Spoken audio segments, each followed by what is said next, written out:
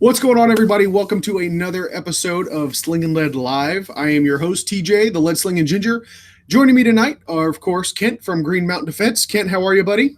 What's going on, man? How you doing? Yeah, it helps if I mute my own feed. Yeah. Kent, always good to have you here, buddy. And everybody joining us tonight, a very special guest, one of the hosts, I would say the better half of the Semi-Armed Life podcast, Elena. How are you, Elena? Welcome to the show. Hey, I'm good. How are you? I'm fantastic. I don't know if I'm the better half, though. Mike is pretty great. Yeah, he is. Let's be honest. So with that, guys, just a couple of quick shout outs. First of all, as you know, I am a ProStaff member for Riton Optics. They are the chosen manufacturer for the Lead Sling'n Ginger channel. I invite you to go over to ritonoptics.com, check out everything that they have to offer. Binos, red dots, magnifiers, variable power optics for all of your hunting and shooting accessories and needs when it comes to the optics game. Remember, code T Ramsey at checkout will get you 15. That's 15% off at checkout, you cheapskates. Also want to give a shout out to my friends at Head Down Firearms. Head on over to their website. I've been tagging them up in social media lately. Those guys make a great product. I also invite you, head over to my channel and check out the interview that I did with them at the NRA annual meeting this year. There's just a fantastic group of guys, and I'm really happy to have met them and look forward to working with them more in the future. So stay tuned for more on that. With that being said, the shirt tonight brought to you by the Firearms Policy Coalition. Rights are greater than feelings. Guys, head on over to fpc.com or at Gun Policy on Instagram. Go check out their store. All proceeds go to help fight for your Second Amendment rights.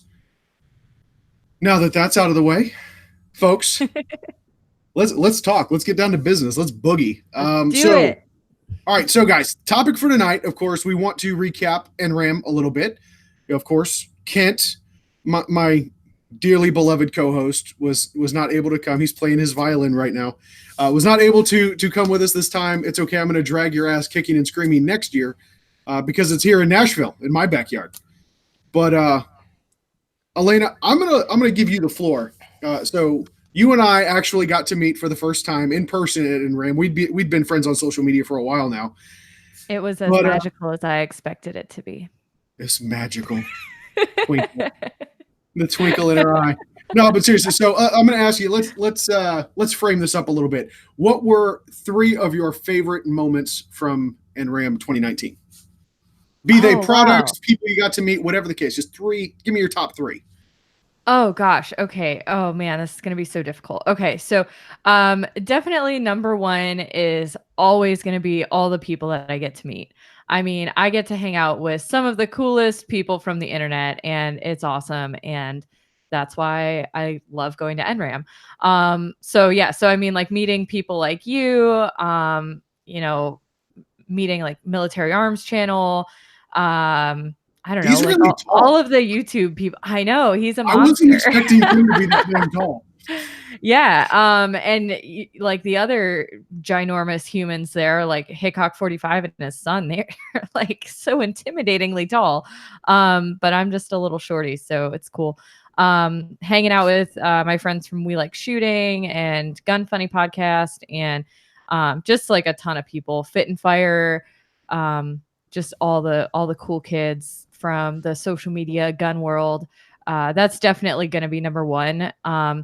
Number 2 was, this is like another, it's super cheesy and super sentimental, whatever.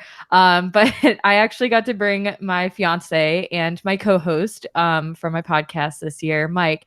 And this was his first time that he's ever been to anything even remotely like NRA annual meetings. And honestly, it was so cool to just walk the floor with him. And he was just the happiest he's probably ever been, other than maybe when he proposed to me. So that was pretty cool. Shameless plug. And then I guess I want to definitely fit some gear in here. So a couple of cool things that I got to see. The DSA booth full of FALs, that was definitely cool because even though I've been to NRA annual meetings before, I've been to SHOT Show, I've actually never handled an FAL. So that was pretty exciting for me. Yeah, those were, I guess, my top 3 things. Awesome. Can I ask you a question? Mostly the people. Yeah, go ahead. For those of us that weren't there, womp womp womp. Somebody talk to me about that Trigicon SRO. Please, God, somebody talk to me about it. I have concerns, bro. I'm not gonna lie. I've got concerns. What? So, That you'll be better at hitting things? What are your concerns? So here's, as you know, so I got that thing in my hand while I was at the Shadow Systems booth. By the way, also go check out Shadow Systems. Yes, that was a fantastic interview. I was really happy with that, with the handguns those guys are cranking out. It's pretty awesome. But yeah, head on over to shadowsystemscore.com and go check those guys out. Tell them TJ sent you. It might turn into something good for me. I don't know. Well, fingers crossed, right? But no, so I was over there talking to them when the representative from the Trigicon booth came over and had one with him, and they were going to put one on their demonstration pistols. And that was when I sent you that picture to rub it in your face that I got to touch it before you did. I'll touch it longer though. It does solve some of the gripes and complaints with the Trigicon RMR, right? Gives you a bit of a bigger window, top loading battery. Don't have to remove the damn sight to change the battery anymore, which is always beneficial. However, one of the things that I like and that stands out to me the most about the Trigicon RMR as it is right now is it's built like a freaking tank. It's got glass thicker than Shamu's tank at SeaWorld, right? Like you could punt the damn thing and it would still keep on ticking. I could be wrong because I only spent a little bit of time with it, but that glass on the SRO seems a lot thinner. Mm-hmm. Elena, did you kind of see the same thing that I saw? Yeah, so I feel like I'm not the best person to really comment on it just because I am not much of an optics person in general. I don't have any like reflex sights or red dots on any of my handguns. I have red dots on my rifles. I was going to point those out, but since I did. No, I know. But I mean, I did get to see it. I did get to, like take a look at it and everything. And I mean, I feel like I would shoot well with it. But yeah, I mean, no, yeah, hats off. Love my boys and girls at Riton. But Trigicon's a great company. Kent, you and I had a 2-part live show about red dots on pistols. I've got 4 more episodes written now, so like fuck. Yeah, go forever. Right. So no, I have specific questions though. I want to geek out just a little more. Okay, no, geek out, brother. Anything different in the settings? Did you guys get to screw with the settings at all? Yeah, I did. Auto shut off. Auto brightness. I didn't see an auto shut off or an auto brightness. The one I had, no shit, looked just like mine. Right. With the buttons on the side, right? And hold them together, off, turn it off and on, whatnot, up, down, left, right, B, A, B, A, select, start, 99 lives. Let's play Contra. Anyway, no, I mean, I didn't see much of a difference other than the aesthetics, or at least it's not really aesthetics, but the feature upgrades for the battery compartment and the larger and circular window. Did you get to see it on a gun with legit co-witness iron sights? Yes. No difference in the battery height because of it doesn't fuck with the window at all. I'm not gonna have to go to like Dawson Precision. I actually had to I didn't even notice the battery compartment the first time I had it in my hand. It was the second time I went around on the last day that I picked up a pistol with. I think it was on a Smith & Wesson M&P. That I picked it up was actually doing, just kind of getting a sight picture with it and stuff like that. And it wasn't until I actually had on that gun and took a moment to really look at it that I noticed the battery compartment and that it co-witnessed just fine. I think the tint is a little bit lighter too. It doesn't have that blue hue to it. One of the things I was afraid of is it would be like Delta Point Pro style where the body is thicker height wise. So you have to go up to the Dawson Precision, like 0.80 fucking co-witness sights. No, I legit think if there is a thickness difference, I couldn't tell. You probably wouldn't be able to tell without a micrometer or a caliper. Yes, thank you. I was going to say that. Bazinga, you are going to be a regular staple on this show, Elena. You keep doing that shit. Sorry, I have a real talent for sliding, and that's what she said jokes. You too? I think we just became best friends. I know, right? It's okay. Kent, it's okay, buddy. We'll still do karate in the garage. No, I'm not doing karate in the garage with you ever again. That was a one-time thing. Fine, I'm taking down the top karate bunk. with you. I'm taking down the top bunk. I want my hockey sticks back anyway. The only thing I have to really say about that optic, though, is just, I mean, because this will kind of give you an idea of sort of my general philosophy is that I never really get excited about things when they first come out because I'm always just like, I'll wait like a year and see if it's still out there and see if it's performing okay. And then I'll consider it maybe. And then I'll probably give it another year. Yeah, so I'm just boring like that. No, you're familiar with SIG pistols then, aren't you? Yep. But yeah, so Kent, what other questions did you have about the SRO? Dude, you've been drooling over that thing, and I feel bad that I got to play with it more than you did. That's what she said. Okay. Also what she said. Yeah, for sure. No, dude, it's going to be a long live chat. It is. No, the red dot thing, like that's all I do anymore is shoot pistols with red dots on them. I got all these little guns out of the fucking bunker to talk about tonight. I haven't shot any of them except the Glock 43 and X forever. So, yeah, red dots on pistols are kind of my jam for the last couple of years. So that's all I care about. I don't give a shit who's got what in what new Cerakote color because it doesn't matter. And I don't care about your backpack because all the backpacks are backpacks. And I don't, Oh my God, seriously. I'm not so sick of hearing about special bags at these things. I'm like, yeah. All right. So the video I'll be releasing later this week is an interview. I knew that. No, sorry, dude. Yeah. Yeah. I was really excited about that bag too, you fuckers. Thanks. Sorry. Well, what does it do? Does it carry stuff on your shoulders? It does, but it's wow. No, is it optimized for maximum performance?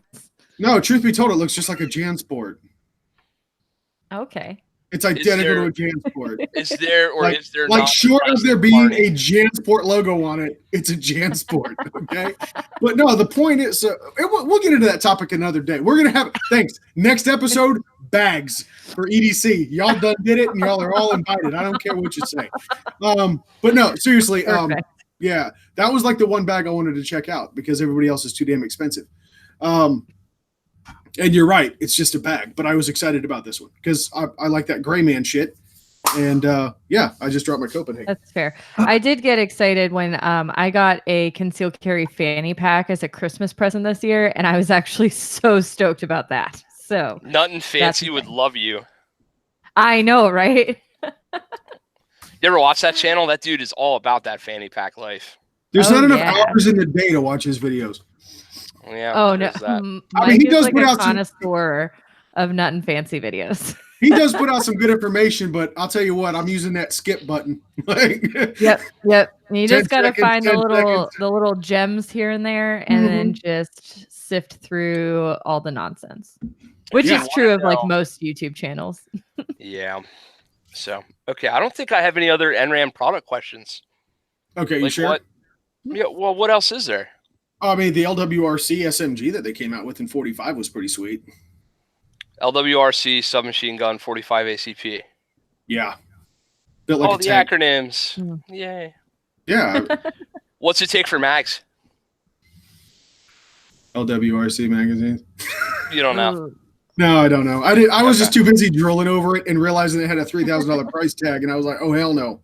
But I thought that was pretty cool. So I've got to echo Elena a little bit. Honestly, and Kent, you and I talked about it the week before I left, or actually the week I left. I was looking forward to meeting all the people, man. I mean, hell, Chuck Liddell signed my hat. So, it was pretty cool. dope. It was cool to meet all those people. Yeah. And then, going to I went to the Gun Collective panel. Those guys are fantastic. John Patton's surprisingly tall. Was not expecting him to be as tall as he was. I feel like he was just the exact height that I expected him to be. I mean, I've met him before, but I mean, like when I first met him, I was like, you look just how you should look. Yeah. And I will tell you this, Genevieve, his girlfriend, probably one of the sweetest people on the planet. Oh, she's such a darling. I love Genevieve. She's literally one of my favorite humans to see at these events. And it's so funny because I met her at last year's NRAAM and I like fangirled over her because I've been following her on Instagram for quite a long time. And it's always just as a girl in the industry, it's always a nice relief to see a woman in the industry who keeps all of her clothes on and is very modest and knows about guns, and she's very well spoken and everything. So last year at the Gun Collective panel, I like ran up to her. You know, everybody's fangirling over all the YouTube stars and stuff, but I was just like, oh my God, you're beyond the unknown. Oh my God, can I get a picture with you? And she was like, what? And I was like, I'm such a big fan. It was really cool. But now I think we're kind of like gun industry friends, which is awesome. So I was super excited to see her, but she's so busy at the Gun Collective panel, I don't really get to talk to her much. Yeah, you can definitely see who's like holding that whole thing together. Like when everyone else is in panic mode, she's just like, I got this. But yeah, like sweetest person. Like there's I'm usually a pretty like, I don't know what's the word I'm looking for. I always look at things with like that one, like don't believe anything you hear and only half of what you see type stuff. I always You're like a cynic, kind of. Yeah, a little bit of a cynic. Thank you. Glad we have other educated people. But yeah, I'm a bit of a cynic. So there are very few people that I will say I believe just from first meeting them are genuinely good people. And I picked that up about her. So I'm a big fan of hers. I'm also a big fan of the causes that she champions. For those that don't know, Genevieve is very, very big into the helping remove the stigma that is applied to people seeking help for any mental health or emotional issues or something they might be going through. You might be afraid because, they want to own guns. They want to participate, but they're afraid of being labeled. And I'm not doing it any justice. I highly advise you guys to go follow her at Beyond the Unknown on Instagram. Just doing fantastic work in that field, and it's amazing to see that. But yeah, like I said, I think that was probably the crowning. Of course, I got to see my peeps at Riton. Those guys were all as cool as I thought they were. Yeah, the Skill Set Magazine VIP party was pretty lit. Hey, Corey says to talk about Stratus. I don't know what that is. You know what that is, TJ? There was one. So Stratus. Yep. Okay. So that is. So one of the things that I focused on, and what you guys will start seeing from the other videos that are going to come out for my NRAAM coverage, and Corey was actually my impromptu cameraman. So Corey, thank you again for that. Much love to you, brother. You did a fantastic job. But we tried to focus on the little guy, right? And that's not to sound diminutive or anything like that. But I wanted everybody out there that's got a social media platform or is a writer or anything like that was covering the big releases or the big manufacturers, the people covering the Glock booth like it's going out of style. It hasn't changed, people, trust me. LWRC, the Trijicon SRO, all this new stuff, the guns of John Wick 3, so on and so forth. I wanted to focus on the guys and girls that you didn't hear about. The people that had the small booth off in the corner somewhere that actually had a pretty cool product. And during our rounds, we stumbled across a company called Stratus, and I'm trying to remember the full name of it. Again, I'll have a YouTube video with that interview coming out, but it was a gun holding, kind of a holster, if you will, mechanism. So a male attachment point went on the gun itself, and it would slide down into a T-slot type receptacle that would either go on the belt or get mounted on your vest. So I'm trying to think. If you could imagine how a walkie-talkie might mount, or a CB radio. You guys remember CB radios? Oh, okay. Yeah. Okay. So something like that, but it could be mounted on your chest or on your vest, molly webbing, or on a belt. And it was a way to just kind of help secure the weapon. It actually allowed you to hold an AR or a shotgun or something like that on your belt, it would actually sit there like a pistol, because it would freely rotate. And it was just another way of carrying your firearm. And I thought that was really, really cool. Does it cover the trigger guard? No, it does not. No, it does not. Stratus, you can pay me not to review that product too. But at the same time, you got to remember it's for long guns. Yeah. So I mean, I was just gonna say, like, when you carry a long gun on a sling, you don't have the trigger covered. Right. So, but we're actively retaining the gun. In our hands. Like, I don't. So what does this do? So we can stand around and hold our gun, or what? I'm gonna go look it up. How about that? Yeah. So I will, like I said, I'll post a video and that'll have a lot more details in it. Stratus. But what was really cool was what actually was his inspiration for developing this piece of tech, right? He was at a charity shoot with the head wounded warriors there. Some were missing limbs at like their arms at the shoulder. And whenever they would sling the shotgun or whatever, he noticed that the shotgun was prone to sliding off of their shoulder from the sling. So went home, made this up, configured it, and it was a really cool idea. I certainly see the utility of it. Naturally, your fundamentals of safety are always going to play, Mr. Naysayer over there. But hey, if it doesn't need to exist, sometimes I'm that why does it guy. I'm looking at it right now.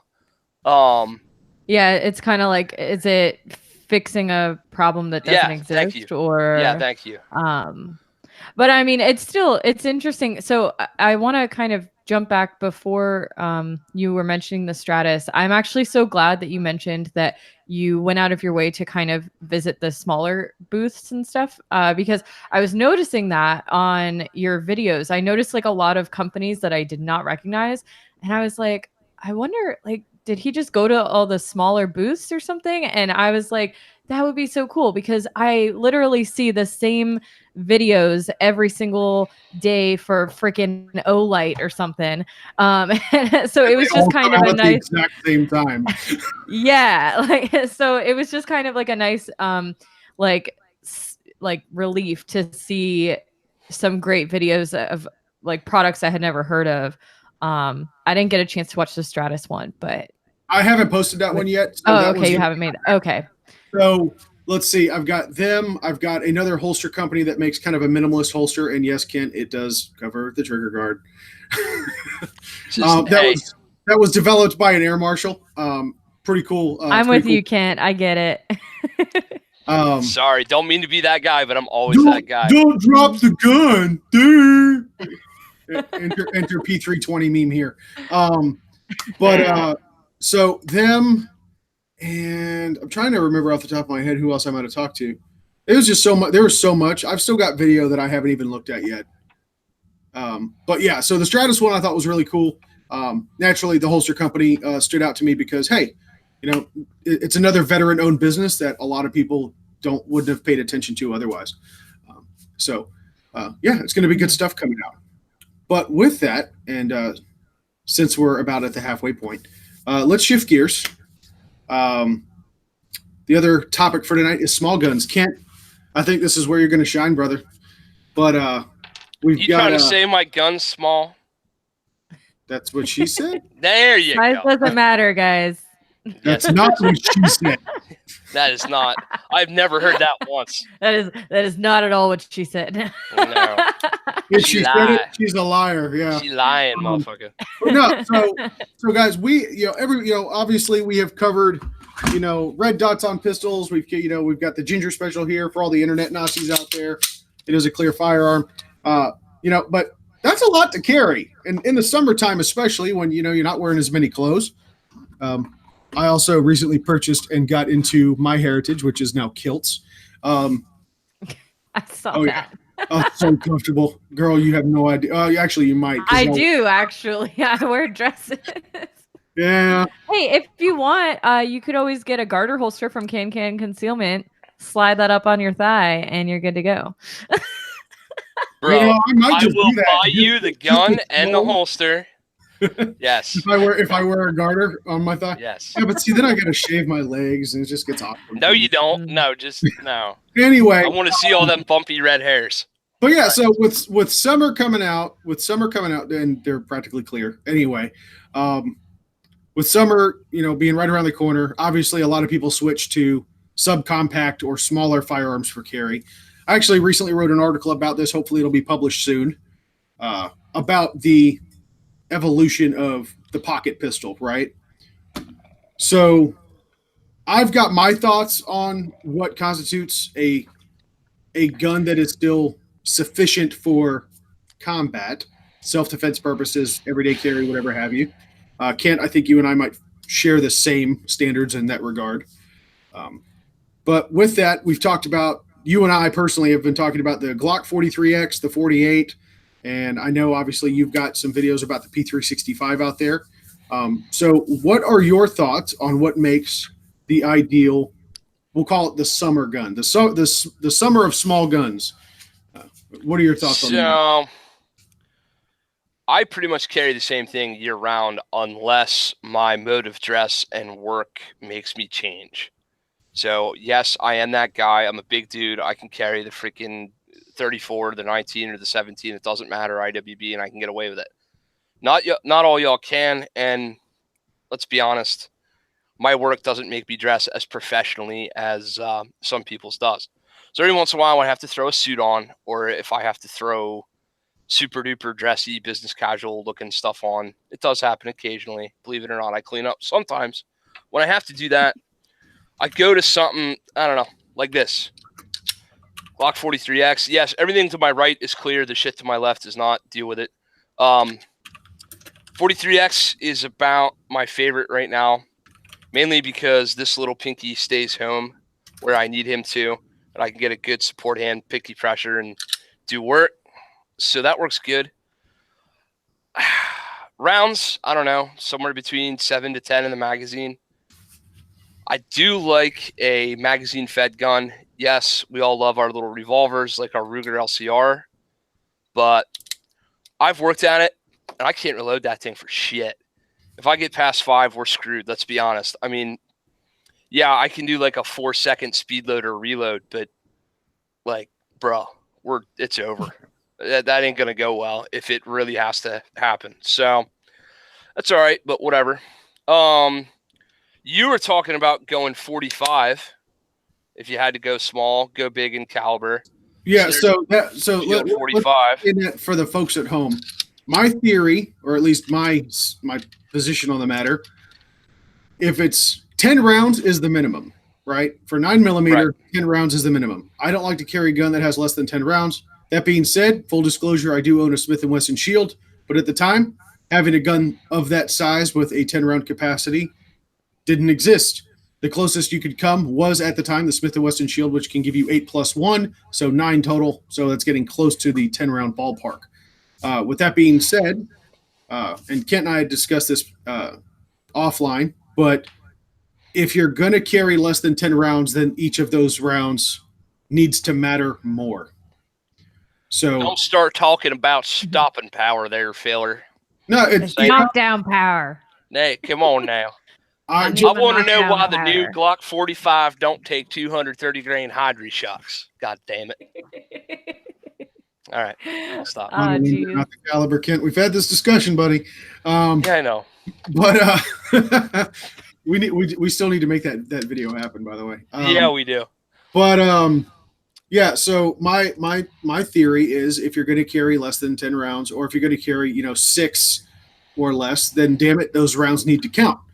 And if I'm only going to get to hit you 6 times, because I'm not anticipating a reload, if we're looking at a 6-shooter or less, I want those to count. So that's when you start talking about larger bore or larger power cartridges, 357 mag, 45 ACP.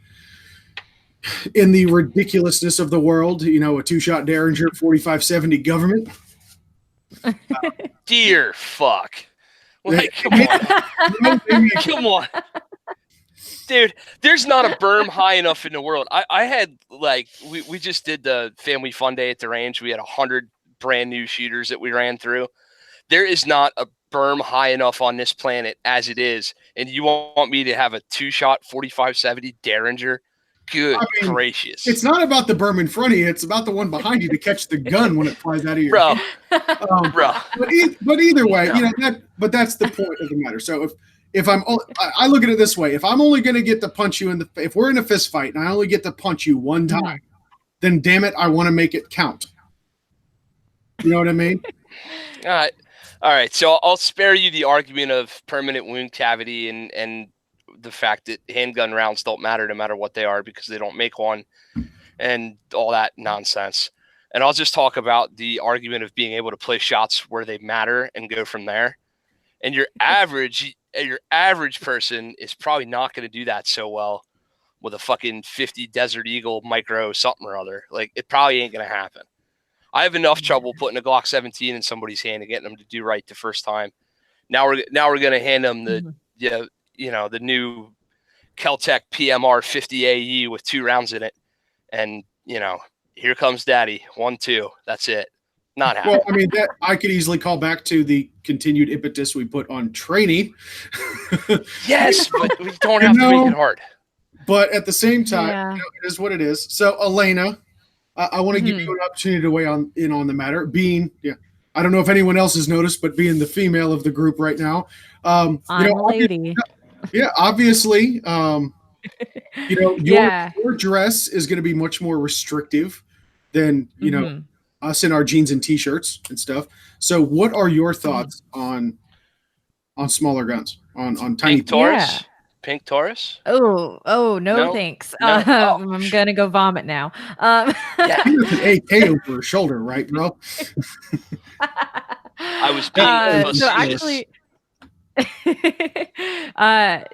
I kind of had like a come to Jesus moment not too long ago, back in like December, where I used to carry a Glock 42, a little baby gun, and then I literally like woke up one day and I was like, not gonna cut it, and that I was in Arizona when it happened, and when I came back, the day I got back to Virginia, I got myself a big girl gun, got a Glock 19. And so I figured like, okay, I've got the Glock 19, gonna only reserve the 42 for, if I have to carry, like I mentioned, I do have a garter holster for when I have to wear a dress. But then instead I kind of did something a little weird and just started carrying both guns. So now I just carry 2 guns on me. Which has been kind of a different transition, but I'm pretty happy about it because I feel very secure. But yeah, I mean, it definitely sucks though that women in general are so like geared towards small guns. And I mean, so the Glock 42 was actually a gift from my dad, and it was my first carry gun and my first handgun at all. And, it served its purpose for the time, but holy shit, I'm glad I never had to use it. So now I literally will so I normally carry the 19 on my hip and the 42 just in a backpack, just for whatever, if I happen to run out of my 19 rounds. I just save it for like special occasions if I have to throw a little gun in my purse or something. But at this point, I'm like a pretty big advocate for women specifically buying like good size guns to carry, because the 42 isn't really going to help you if you're getting attacked. And that was my fascination. I'm glad you said that, because that was actually the fascination with the 43X and the 48. Because if we look at our specifications, right, obviously concealability is a thing. Be it restrictive clothing or, just overall attire, the overall fit of your clothing, be you man or woman, skinny jeans.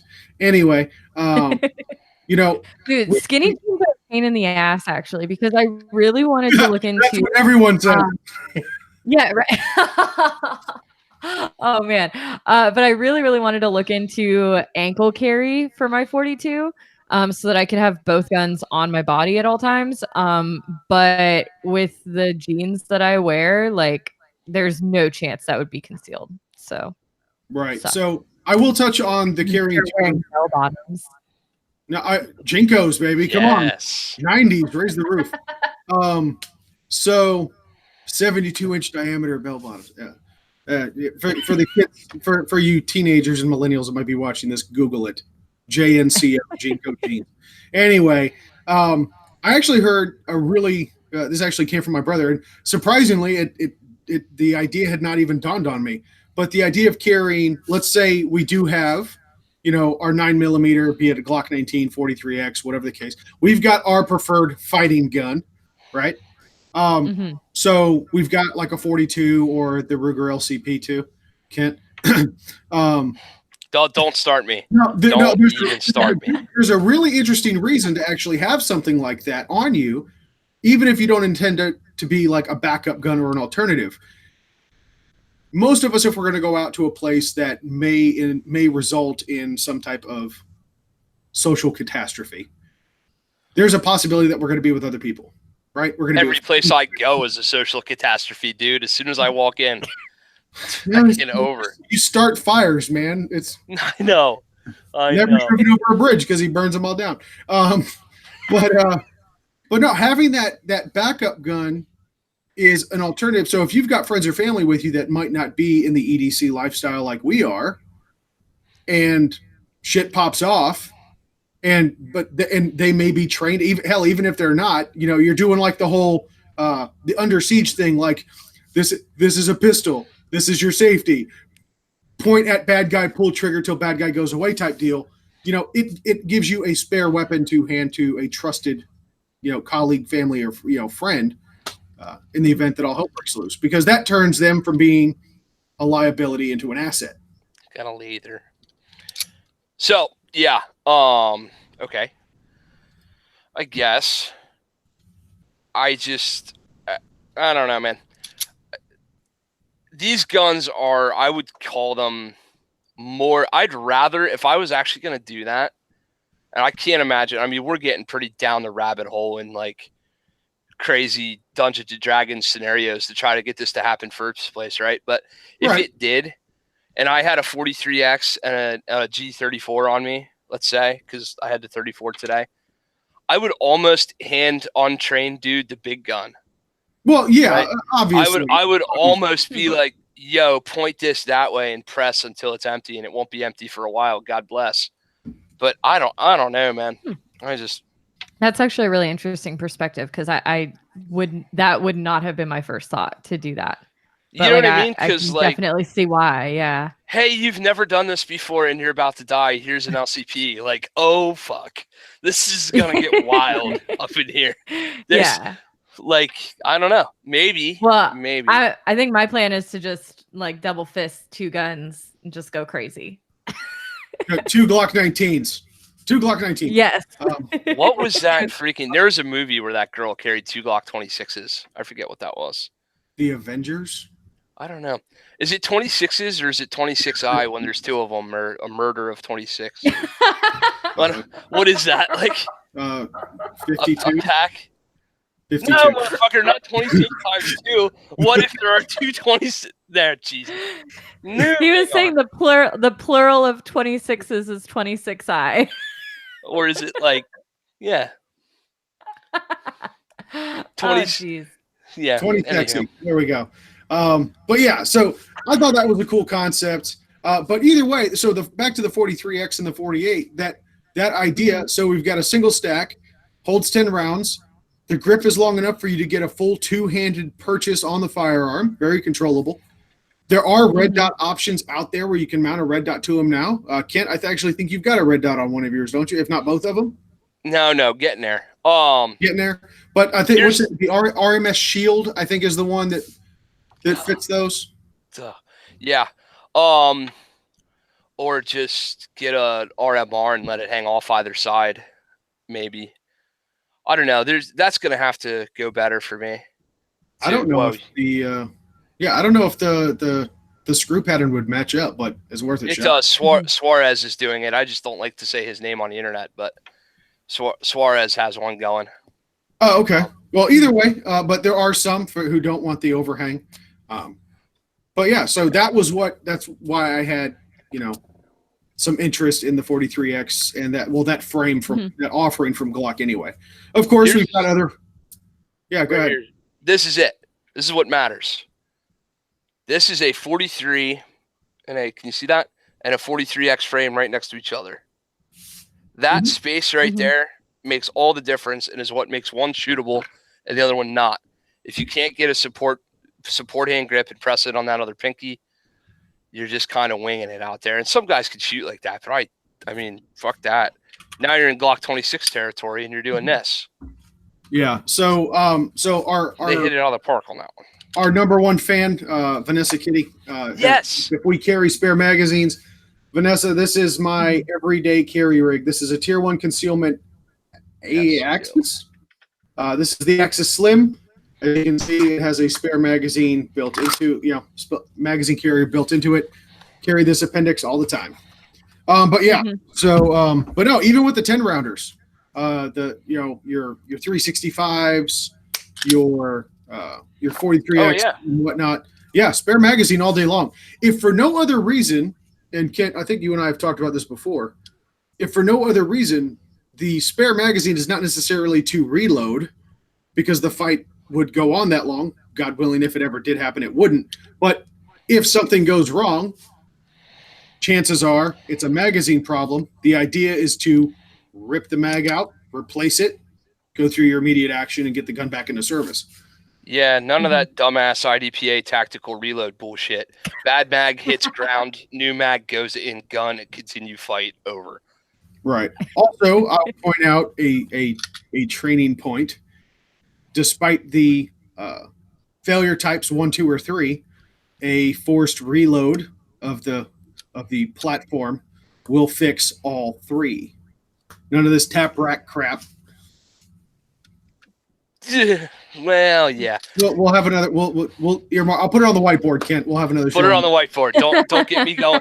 Don't get me going on malfunction clearances and how we've made them ridiculously overcomplicated to fix. Oh no, I agree. Reload gun. Yeah, that's what I was getting at. Instead of going through all the overcomplicated crap with trying to fix a 1 or a 2, just go with what will fix all 3 types. And bad mag comes out.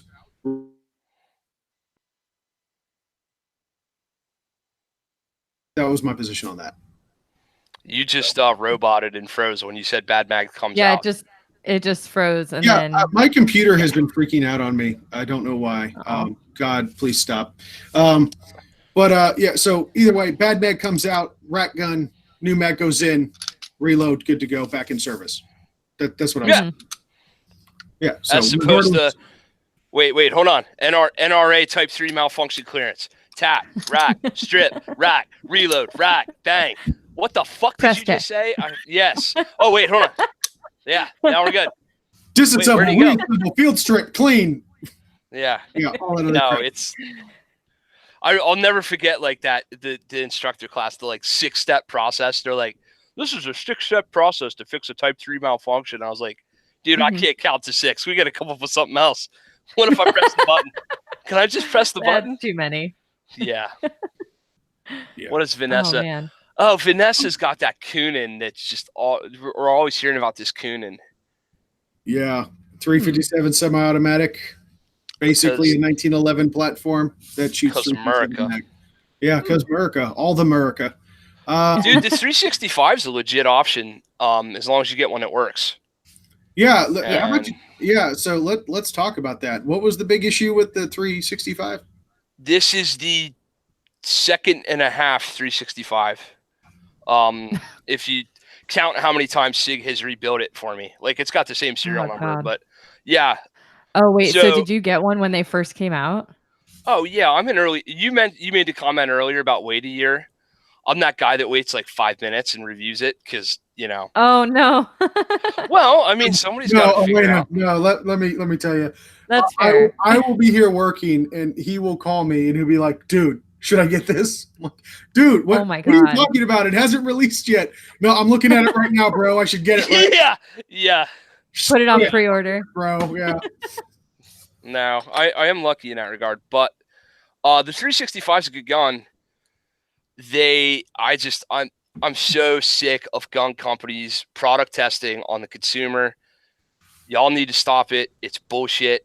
This is a great product that I am having real trouble carrying or endorsing because I did, I don't know, 5,500 rounds to review the effing thing. And I had to send it back like twice. So, you know, do you trust it? Is round number 5,501 going to be the one that doesn't work and matters? I don't know. I know the Glock 43X has had no problems. And yes, it's a little longer. That's what she said. But it works. So, oh, man. You know, whatever. But what was the actual problem with the 365? So, I think they have, and don't get me started, Harry's Holsters. If y'all want to go check out every little detail that ever went wrong about the 365, Harry's got like the video series from all hell on it. I only did 3 videos. He's got like a whole channel of videos on just this gun. But my paperwork from SIG literally said replace recoil spring, replace barrel, replace trigger return spring, repaired slide assembly. Like just it was like this long and single space and all the stuff they did to this gun. And I'm like, the fucking gun's only this big. What else did you do to it? You rebuild it basically. And I was just having terrible failure to extract malfunctions, like hardcore. You've never seen them before in your life. Failure to extracts that just made no sense. Every different ammo, carry ammo, reloads, federal, white box. I don't give a shit. Pick your ammo. I don't even know what ammo I shoot through guns because I literally keep a big bin in my truck of 9mm and I just pour into it at all times. Yeah, after you traumatize that poor Walmart outdoor behind the camera. That's another good story. Yeah, no. But like a gun should run. I'm sorry. And no, I'm not torture testing shit. I'm not freezing it. I'm not throwing it in the mud. I'm not winging it off of rocks or nothing. I'm teaching classes with it. I'm shooting competitions with it. I'm shooting on our regular league nights and stuff at our club with it. All the gun does is go in and out of my holster and go bang. Like, if you can't handle that, I don't know what to say. It frustrates me because I like it so much. That's the biggest problem, is I like it. And it's super shootable. I know one of the first problems it was having was that they weren't going into battery after each shot. Did you have that issue with yours? I mean, that issue? Like, I don't know how good the camera's. You can literally, like, if you over press check it and let it go in the wrong spot, it'll stay out of battery still. Like, well, that shouldn't be that way either. I mean, I think they rushed the design to market. I think the new guns are coming out fine. I think they won't say that there should just be a recall on these old ones. You could strip this gun down and look at this gun as compared to a new one in the store today, and there are market differences. Yeah, sure, it could be their supplier changed something or whatever, but I don't know if I buy that crap. And I've had my runarounds with SIG. I played the MPX game when they told me my mags were reverse compatible. It turns out they weren't. I played the 320 game where it was a grenade. You know, I've been there, done that with SIG. I actually showed up to SIG Sauer Academy to shoot a brand new P320 RX, and they wouldn't let me shoot their own gun on their own line because it hadn't been grenade upgraded yet from the drop safe thing. Oh my God. Hilarious. Yeah. Which is why I try not to be the fanboy, but can't go wrong with Glock. Just saying. Yep. I mean, you love them or hate them, they've never let us down when it comes to their reliability. It hasn't. But you know, they didn't win 2 world wars. Neither did the 1911. The freaking M14 did. Don't go there. Yeah, when did we start talking about the Garand? Yeah. Or the Tommy gun? Yeah. Oh, that 1911 won 2 world. Fanboys. Elena, the long gun conversation is scheduled for next month. Never mind. That would have been. I just filtered myself, TJ. I'll tell you later. That would have been like bad. Excuse me. I'm putting myself on timeout. Okay, you're good, Kent.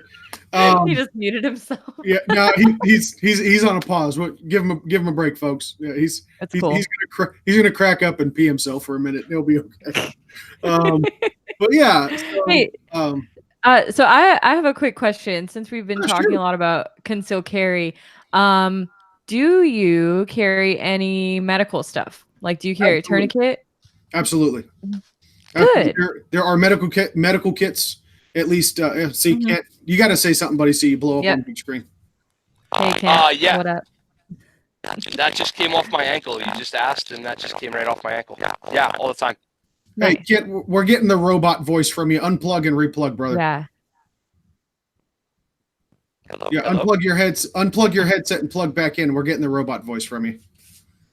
He sounded like one of those smokers that has like the hole in their throat and has to like use that little box. It never fails. Every time when we start getting close to the hour mark, he starts getting robot voice.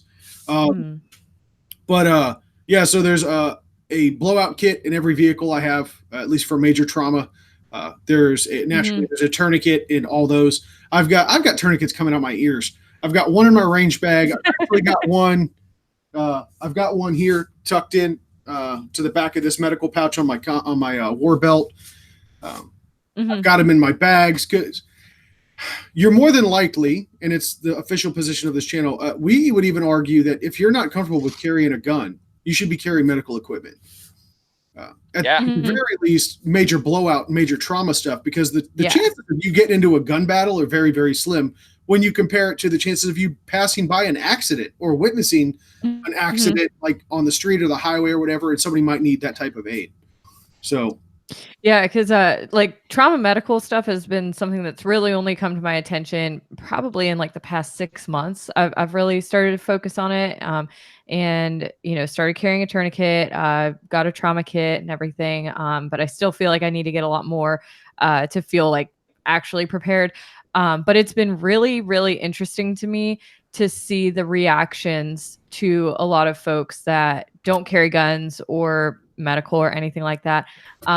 That like I've realized that a lot of people are totally fine with me carrying a gun, but when I start carrying medical equipment, they treat me like I'm some crazy prepper that's just like waiting on edge for something horrible to happen. And I'm like, nope, just trying to be ready. I don't know. Condition orange, ladies and gentlemen. Being responsible.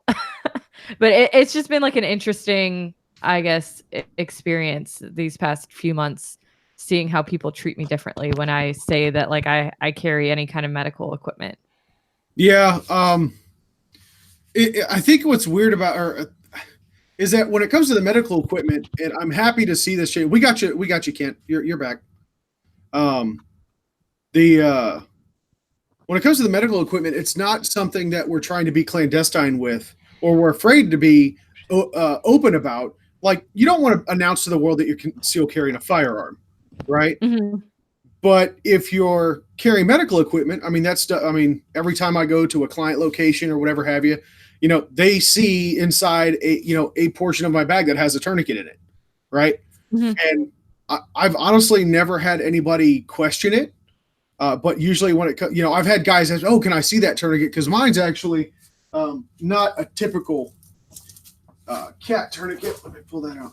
So it's like the cat tourniquet, but this one's kind of souped up. It's actually got an aluminum windlass bar. It's got Kevlar reinforced stitching. It's also got this. It's actually also got a reinforced like grommet to help pull it tight in the event that your hands are bloody and stuff. So so I have guys that ask me about this particular tourniquet and where I got it. I found it on Amazon, by the way. But yeah, it's all certified and everything like that. But they'll ask me about that stuff and they're like, "Dude, why do you carry that?" I'm like, "Hey man, how many times have you been driving on the highway and passed by an accident where the vehicle's overturned or whatever have you, and somebody was probably bleeding out, but you didn't bother to stop them, to stop and check them out? Even if you did, are you equipped to actually help?" Yeah. So, I mean, hell, let's talk about the Las Vegas shooter, right? How many people could have been saved?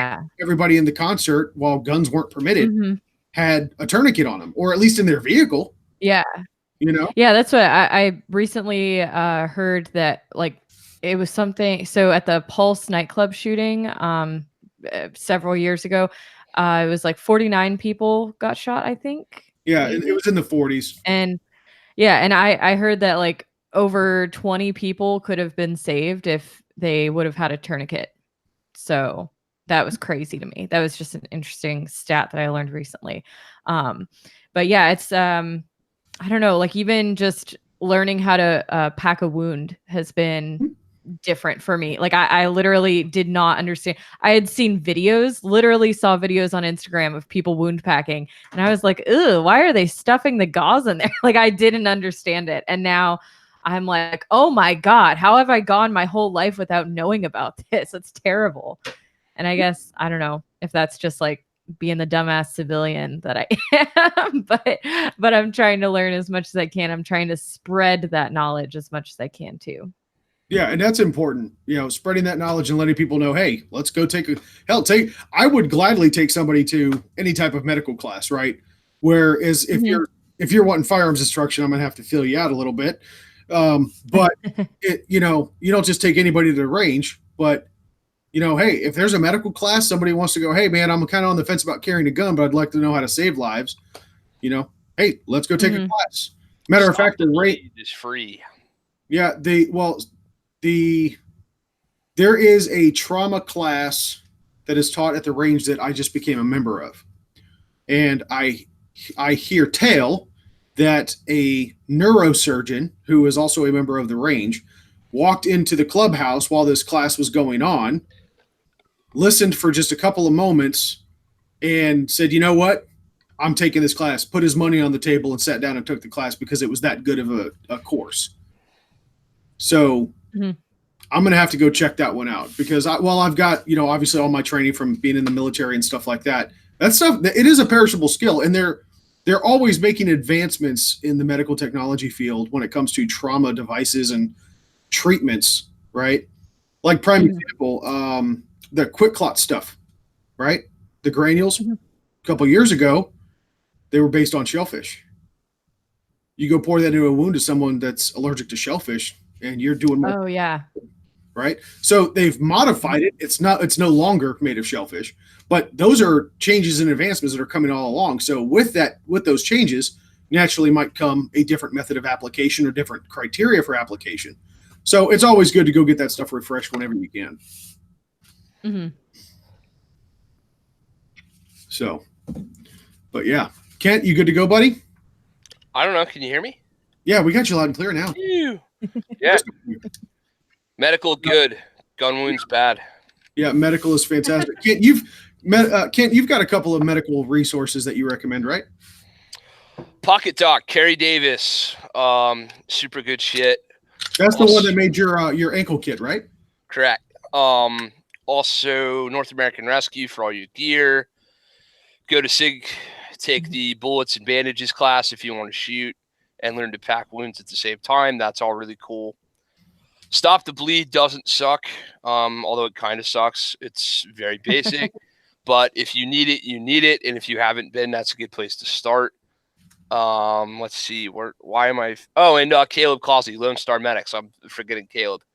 So there's some good resources. Unlike most douche nozzle firearms trainers, like myself, nobody wants to put stuff out for free. They don't want people to like, oh no, you can't take my class for free on the internet.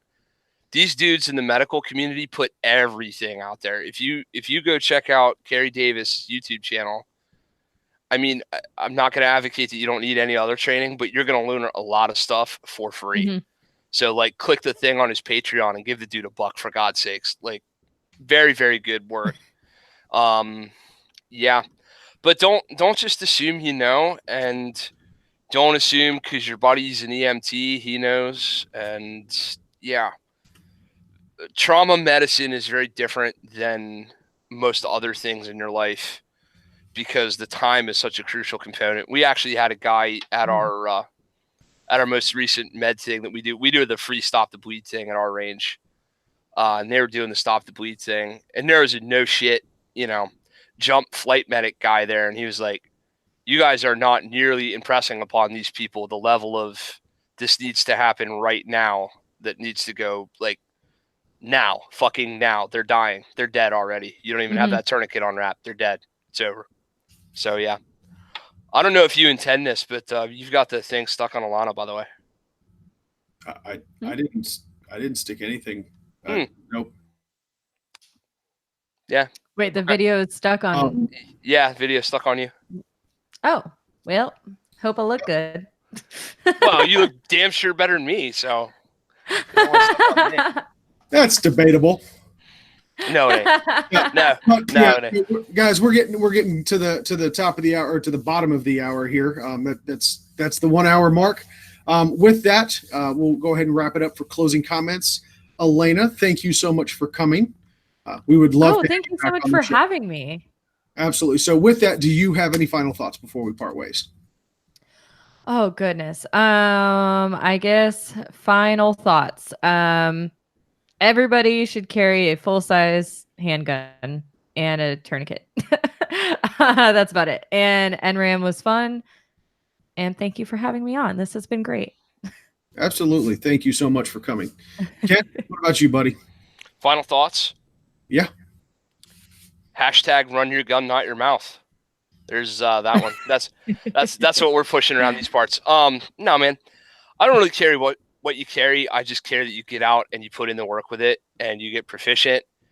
And whatever you think is proficient is not proficient. And whatever I think is proficient is not proficient for me. We can all get better. Please do that. Please seek out resources. There's a lot of us out here who want to help.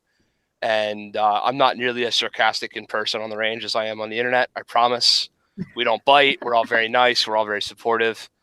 Yeah. And get that med training. Seriously. Because, like, grandma can use med training to save somebody's life. If grandma's not going to bust out a shotgun, fine. But you never know what's going to happen in your home or wherever else. So go get med training. And thank you for being with us. And thank you for putting up with our craziness. I'm so sorry. I hope you're not afraid of us, Alana. No, I mean, you guys are okay. You hear that, buddy? We're okay. Yes. You're so mediocre. I'm just kidding. You guys are awesome. No, seriously. Yay, mediocrity. That's gonna be a shirt idea. But no. So Kent, you actually bring up a really good point, man. Run your gun, not your mouth. You think your training's good enough? Keep training. I'm reminded of a phrase that a very dear friend of mine gave me a long time ago when I was over in Afghanistan. He said, amateurs train to get it right. Professionals train until they can't get it wrong. And damn it. Oh, that's good. Yeah, if those words didn't ring true and have stuck with me for this many years, yeah, I can't remember anything else. You know, that was heavy. So I was glad that he imparted that knowledge on me. But with that, folks, that's the end of our show this week. Thank you all for tuning in.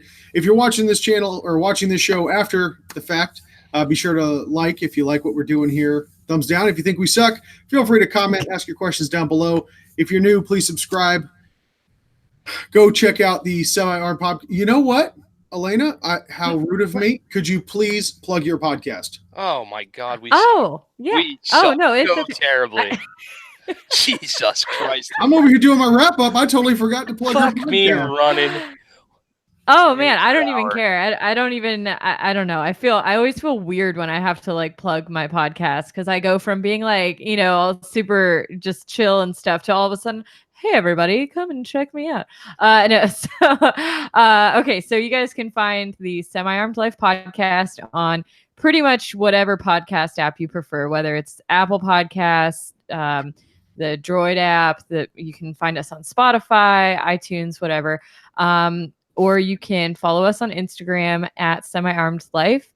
I myself am at Mrs. Semi-Armed, and www.semiarmedlife.com. Bam. There you go. Plug. Yeah, absolutely. No, absolutely. Yeah, never ever be ashamed to sell your wares on my channel. I wouldn't have you on if I didn't want all. We want all of the awesome. I did not come here to sell myself. Okay.